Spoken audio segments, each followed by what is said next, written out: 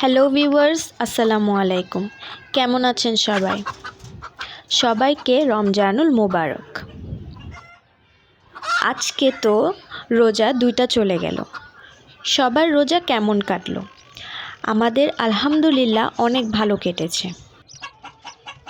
আলহামদুলিল্লাহ আমাদের 2টি মুরগি 13টি বাচ্চা ফুটিয়েছে। সবগুলো বাচ্চাই সুস্থ আছে। আমাদের আগের ব্যাচের যে বাচ্চাগুলো ছিল সেখানে প্রথমবারের মতো 4 থেকে 5টি গলাছিলা মুরগি হয়েছিল। এর থেকে 2টা আমরা রেখে দিয়েছি আর বাকি 30টার মতো বাচ্চা আমরা বিক্রি করে দিয়েছি। এখন আপনাদেরকে আমাদের গার্ডেনিংটা দেখাই। এই লাউ গাছটা থেকে আমরা অনেকগুলো লাউ খেয়েছি আলহামদুলিল্লাহ। এবারে আমাদের টমেটো গাছগুলো দেরিতে লাগানো হয়েছে, যার ফলে টমেটোও ধরতে দেরি হয়েছে।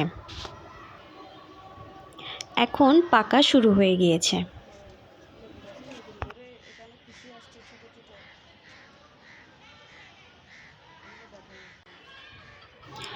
এখন দেখেন আমাদের লেবু গাছ। যে গাছটি এখন দেখছেন এটার সাথে সাথে আরও 2টি গাছ আম্মু কলপ করেছিল। এখন আলহামদুলিল্লাহ এই গাছগুলোতেও লেবু ধরা শুরু হয়েছে। মোটামুটি আমাদের সব লেবু গাছেই লেবু ধরেছে। বাজার থেকে আর লেবু কিনে খেতে হয় না আমাদের। সবাই মাশাআল্লাহ বলবেন। দেখেন বেগুন গাছগুলো কেমন মরা মরা হয়ে গেছে। এই বেগুন গাছগুলো অনেক ভালো ফলন দিয়েছে।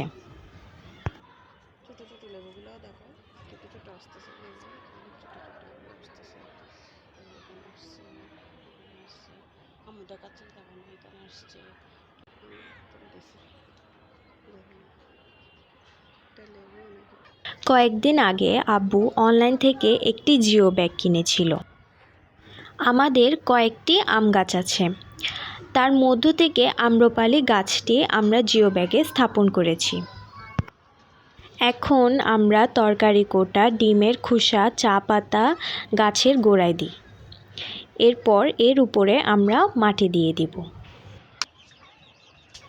যেহেতু খামারটি আমাদের ছাদে করা হয়েছে, এখানে মাগরিবের সময় হলে অনেক মশা হয়ে যায়। মশাগুলো ছোট মুরগির বাচ্চাদের কামড়িয়ে অসুস্থ করে ফেলে, তাই আম্মু প্রতিদিন মুরগির ঘরে ধোয়া দিয়ে থাকে। তাহলে আজকে এতটুকুই। সবাই অনেক বেশি ভালো থাকবেন। আমার চ্যানেলটিকে অবশ্যই সাবস্ক্রাইব করবেন আর ভিডিওটি ভালো লাগলে অবশ্যই লাইক কমেন্ট করবেন। আল্লাহ হাফেজ। আসসালামু আলাইকুম।